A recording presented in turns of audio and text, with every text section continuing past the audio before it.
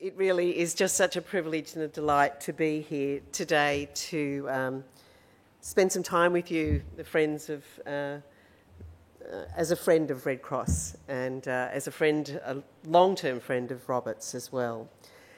What an inspiring speech, Lucy. Just incredibly thoughtful and challenging, but hopeful as well. I'm often reminded and inspired by Tim Flannery's view of the challenge that it's in front of us. And he talks about us as human beings, that we have forever been able to adapt to our environments. And so with all of the knowledge that he has about the challenge in front of us, he's hopeful that we have the capacity to adapt. And that's what I'm going to talk a little bit about to you today. I guess some of the journey I've been on in trying to understand how do we actually respond, how do we make these changes, how do we work together. One of my favourite quotes, Proverbs, if you want to go fast, go alone. If you want to go far, go together. And I think there's no doubt that we have a long journey to go on in a relatively short period of time. So we're going to need new skills and new mindsets to be able to do that.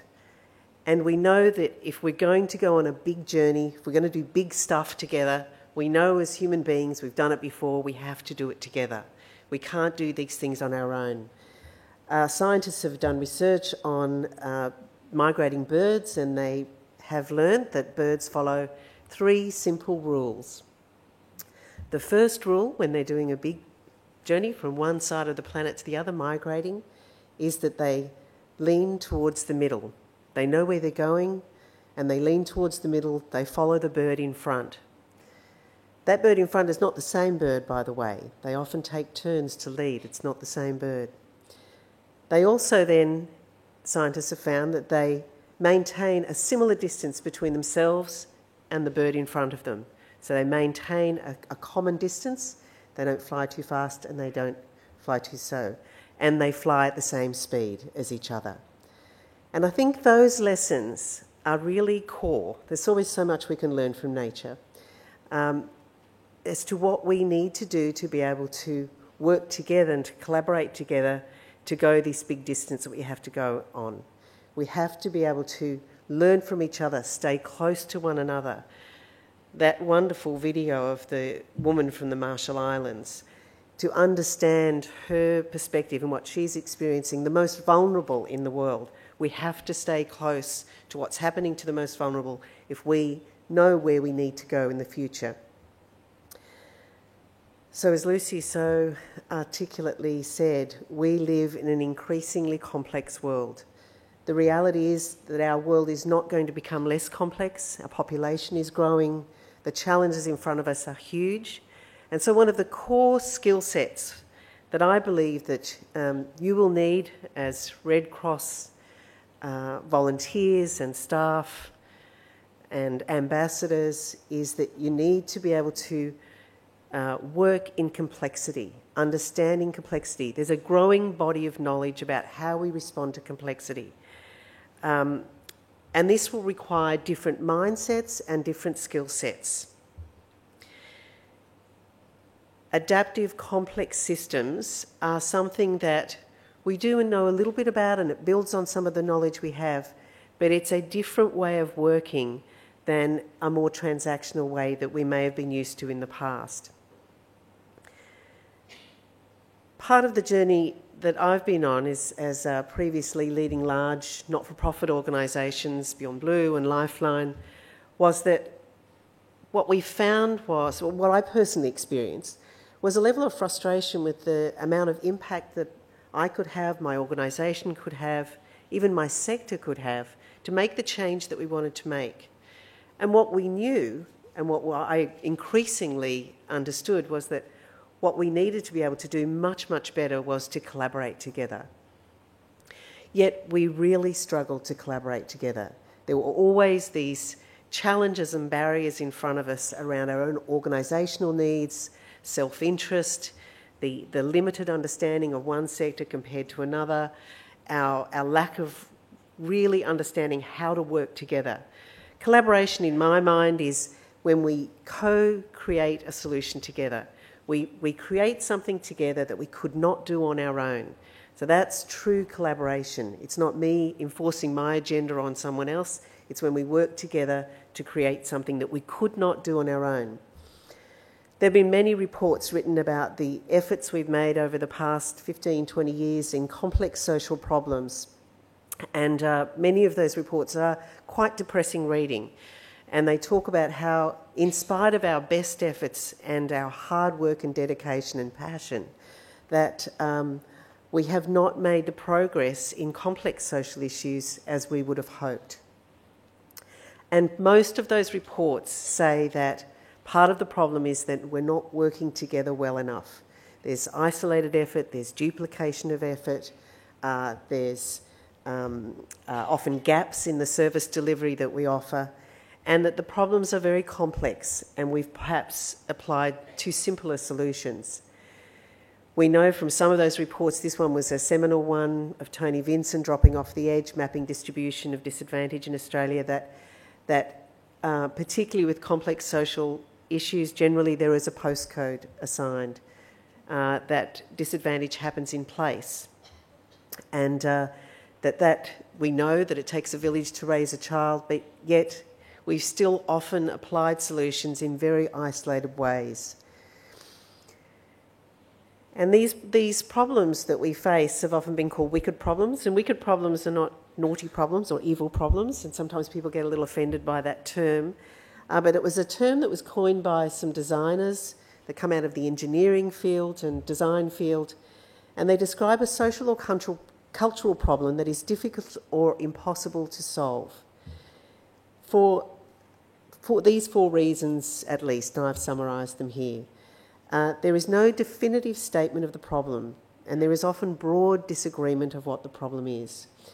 I don't know how many times I've sat in a room grappling with mental health reform, trying to work out what we do to change the system of mental health in Australia, and we're having discussions around what the problem is, and people will be saying, if we don't solve early childhood trauma, we will never be able to deal with this issue. No, it's about employment. No, it's about housing. No, it's about inclusion or exclusion. So there are so many different perspectives, and it's because we're all part of a system and we come from a different, we see the world and we see problems from our own perspective. And that's what systems problems are. They have many different faces. There is often incomplete or contradictory knowledge, and many people and opinions involved. The problems are interconnected with each other, as I just talked about with mental illness. Of course, they are interconnected. You can't separate one of those causal factors from another, or the consequences. And generally, with wicked problems, there is a large economic burden, political ramifications, and other resource constraints. And of course, climate change is a phenomenal one, that the economic burden, the implications for all of us and how we live and how we work and what we do in our daily lives are enormous. And it requires many people to change many things about how they live and work and think today. So one of the frameworks that's really helped me to understand how we've kind of got to this place of perhaps not fully appreciating how to respond to complexity is this framework called the Cynefin Framework, developed by a lovely Welshman. Cynefin is a Welsh word and it means habitat, the place where we live. And he's very clear to say that this is a sense-making framework, not a categorisation framework, but I hope it will help you, as it has me, understand perhaps a little clearer what sort of solutions we apply to different kinds of problems. So you'll see there's that little dotted line that represents the cliff, and you may remember during the GFC, many people talked about the fiscal cliff, and there was great fear in the world that if we fell off the fiscal cliff that we would fall into chaos. And so that's what that cliff represents. It's a space that if you fall off, you fall into chaos. In the centre is disorder, and that's kind of where we often hang out in life, where we don't really know what we're doing. So if we're tackling a simple problem, simple problems cause and effect are close to each other. We can see the problem, we can sense it, and we can categorise it, and we can respond. best practice works really well. We're really good at those sort of problems. Complicated problems, you can sense that's where cause and effect is a little bit further apart. You can sense the problem. You might need to do a bit of analysis, and then you can respond. So you might need to do some data crunching. You might need to get some consultants in. You might need to get some partners in to help you with that. In that instance, good practice works really well. And we know how to do this side really, really well. But when it comes to complexity, complexity requires a different response. This is where cause and effect is a long way apart, just like I talked about with wicked problems. With complexity, you need to probe first, deeply understand, do deep discovery, go slow before you go fast, before you leap to a solution. Then sense and then respond. Many of you working in the field, working in communities will know that if you leap to a solution too quickly, you often miss the boat. You misunderstand what's going on for people in communities, particularly when you're talking about complex social issues. So learning how to probe and discover, take the time to listen, to learn, and to understand what the problem is critical to responding effectively to complexity. And the practice that works in complexity is emergent practice. That may be a new term to many of you here today, but I would suggest that in the future you're going to hear a lot more about emergent practice. It's the next generation, if you like, on best practice and good practice, emergent practice, because it's the type of practice we need to learn to be able to work in complexity. Then, of course, there's chaos, and the Red Cross knows all about this, and I'm not going to talk about this in any detail, but that's when you just need to act when there's a fire, a flood, a disaster. And that's generally novel practice. Now, you can spend about 4 days on the Cynefin framework. Dave Snowden does it. I've romped you through it in about 4 minutes. So there's a lot to this. But the critical thing is that the different skill sets. In simple problems, coordination is the skill set that we need. For complicated problems, the skill set you need is cooperation. That's where partnerships might be important, working with a few other partners. But in complex problems and emergent practice, it's collaboration. And collaboration is that skill set that is very, very challenging for all of us. It's where we have to give something up to be able to work with others. And therein lies the challenge. So one of the things that Dave Snowden talks about, education and training works really well in complicated and simple problems, but in complexity, it's trial and error. It's learning as you're doing. It's failing and learning as you're going. Failing safely.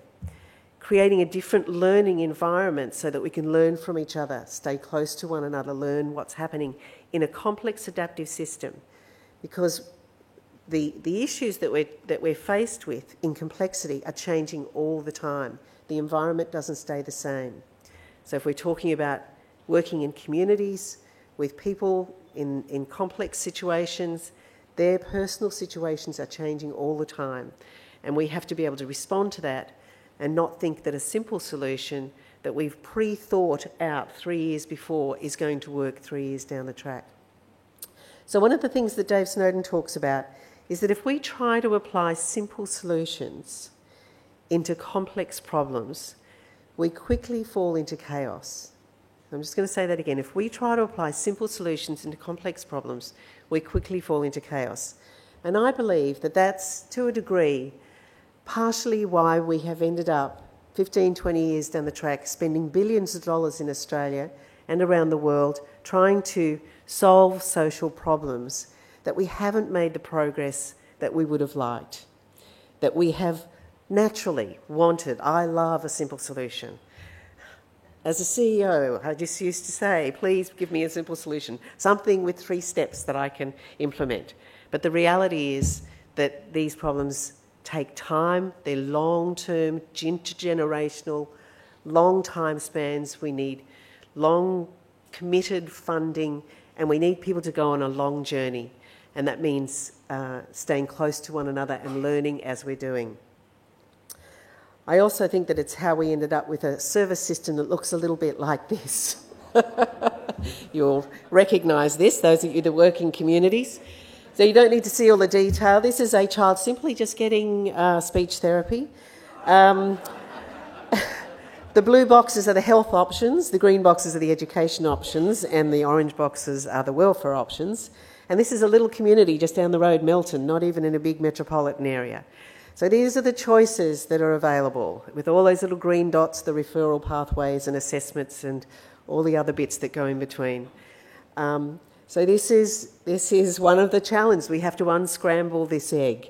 How do we do that? How do we better align the effort and all of the assets and the resources that are there in our communities right now so that we can meet people's needs?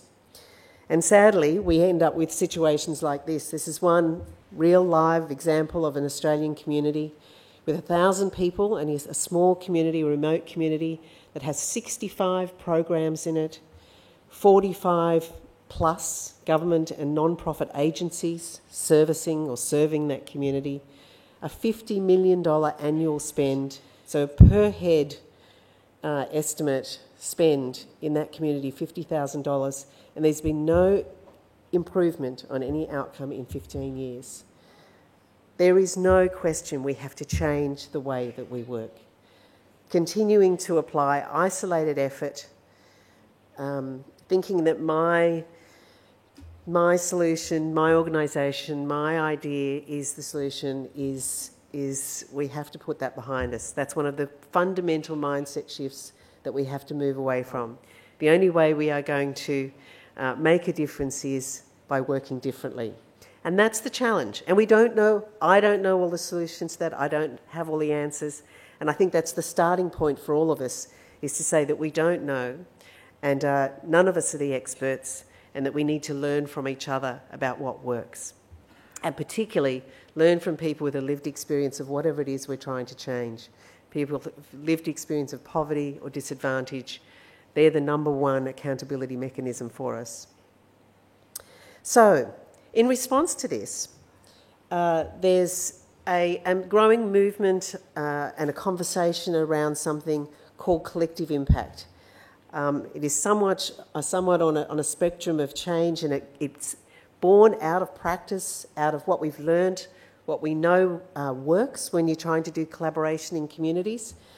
And collective impact is described as a commitment of a group of important actors or people from different sectors to a common agenda for responding to a specific social problem. So this is one definition. There are a number of different definitions. Collective impact emerged when there were many communities around the world who faced similar issues, the one that I just talked about. Lots of effort over a long period of time, not the change that they would have hoped for, and thought we must do things differently. And so a couple of Harvard fellows went and spoke to about 150 different collaborative initiatives to ask them what's worked. What's worked when you've collaborated together? What made a difference? Because we've done a lot of this work of working together. Community development as a movement has been around for a long time, and we've learned a lot about how to work together and what to do. Some things we did well there were a few holes. And what people said was, they said there are 5 things, when they thematically analysed all the things that the 150 collaboratives and others said to them about what works when you collaborate together, when you co-design a solution with community, with people with a lived experience, that really make a difference. And these are the 5 practical elements, things that we know you need to have in place if you're going to really make a difference. So first of all, and this formed the collective impact framework, which is guiding a whole lot of work now that's starting to emerge in about 60 or 70 communities around Australia, including a big initiative that the state government in Victoria is running, the Vulnerable Children Strategy. They're using collective impact as a framework to guide their work. First of all, you have to have a common agenda. And a common agenda has to be common to all. And so that means you have to take the time at the beginning of working together to get everybody on the same page, and that doesn't happen overnight. That can often take 18 months to 3 years or longer. Because, as I said before, people start with the problem with their own perspective. So that takes time. We all come at this, so really developing a common understanding of the problem And the common agenda, so that we can lean towards the middle, takes time. You've got to go slow before you can go fast. Often we leap to the solution first without really understanding what the problem is. Shared measurement. This is critical data. Being able to measure your progress, knowing where you're starting from and where you're trying to get to. Sharing data. I think that's one of the areas in community development. I came from a community development background. We didn't do so well. We didn't do so well at measuring our progress. Shared measurement's critical. Mutually reinforcing activities, a long mouthful, which just means the kind of the stuff you do together. It's the co-design piece. It's the aligning the effort. It's letting go of some of the things you might be doing and changing them. Maybe changing your opening hours, changing the way you work, stopping doing a program because it's not working. It's the stuff you do together. Continuous communication when you've got lots of stakeholders across a community. This is place-based work. Obviously, there's lots of communication. And I will say that, just to remind you, that collective impact doesn't apply for all problems. Not for simple problems, not for complicated, but for complex. So it's not something that you wholesale adopt for everything. It's for complex social issues. And importantly, last but not least, a backbone organisation or backbone functions. So someone has to coordinate all of the effort.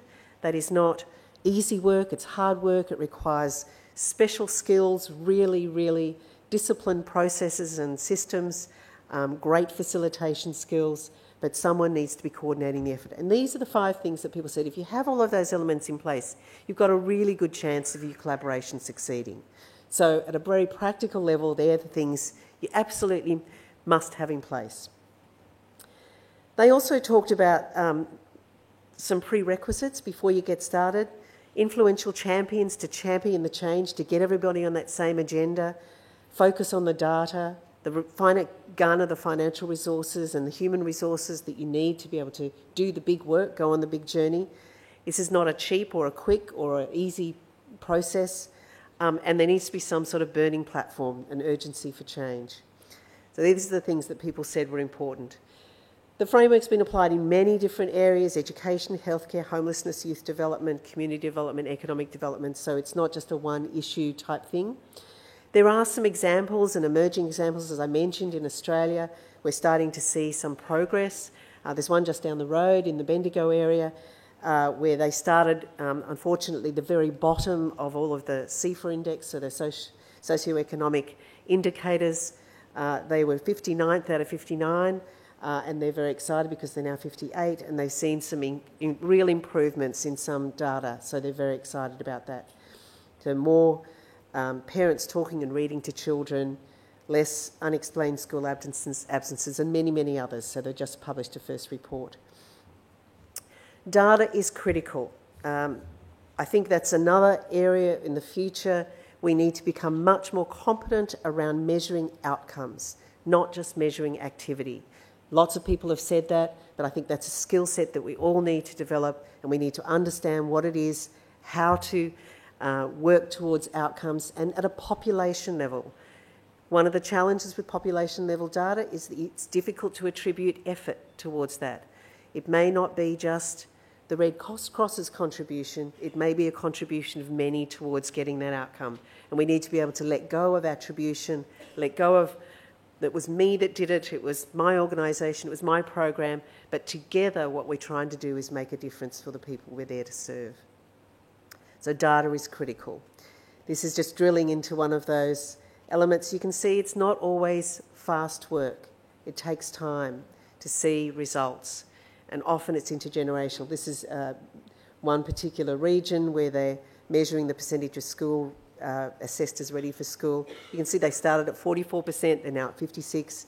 Their target is 85 by 2020, and they're learning as they're going what makes a difference. How do they get children ready for school in a very poor area? Mindsets. The mindsets that need to do this work. We've already talked about the first one. There's a lot of information on this slide, but believing that isolated impact alone can solve wicked problems, we have to move from that to accepting that we must work collectively to achieve impact. We have to get comfortable with the discomfort of sitting with complexity. It's an uncomfortable place when we don't know what to do. We don't know what the solutions are. It's not just transactional work. It's about sitting with the discomfort of not knowing and being willing to ask questions and discover and probe in that emergent practice way. Being able to tolerate risk, the risk of uncertainty, of not being able to see what you're going to do next. So different planning cycles, shorter planning cycles, 30, 60, 90-day planning cycles, not being able to see what we're doing in 5 years' time. So there's a whole lot of mindset shifts. So at its core, this means fundamentally mindset shifts, and particularly around leadership, the leadership skills. There's a whole body of knowledge around adaptive leadership. Adaptive leadership, in summary, is where you can observe events and patterns, take information in as data, learn from those close to you, those particularly with a lived experience in community, without forming judgments or making assumptions about meaning. Being curious, a great skill set for the next 100 years, to remain incredibly curious about what's going on in the world around you and those closest to you in the communities that you serve. Tentatively interpreting observations by developing multiple hypotheses about what is really going on, and at the same time recognising that hypotheses are simply that, not leaping to solutions too quickly. We are so trained and attuned to wanting to go to solutions. We have to learn to sit with the not knowing, and designing interventions based on observations and interpretations in the service of making progress on an adaptive challenge which is constantly changing, bearing in mind that we're going to have to change with it. The long journey. So how does collective impact embrace emergence? It creates common intent and it creates structure to take advantage of emergence. So it's collective seeing, collective learning and collective doing. It's the journey we go on together. Collective seeing, collective learning, collective doing. So collaboration, as it turns out, is not a gift from the gods, but a skill that requires effort and practice. This is a discipline. It's a discipline that I think we absolutely have to learn how to do and to do well, and that's your challenge for the next 100 years as you take on challenges as the wonderful, amazing movement that is the Red Cross, to be able to work in complexity and adapt to the world that's rapidly changing around you. And I am confident, as Tim Flannery is, that you will lead that work. You will be those adaptive leaders with many alongside of you, and you work alongside your community to help all of us to respond and to meet the challenges of the next 10, 20, 100 years. Thank you.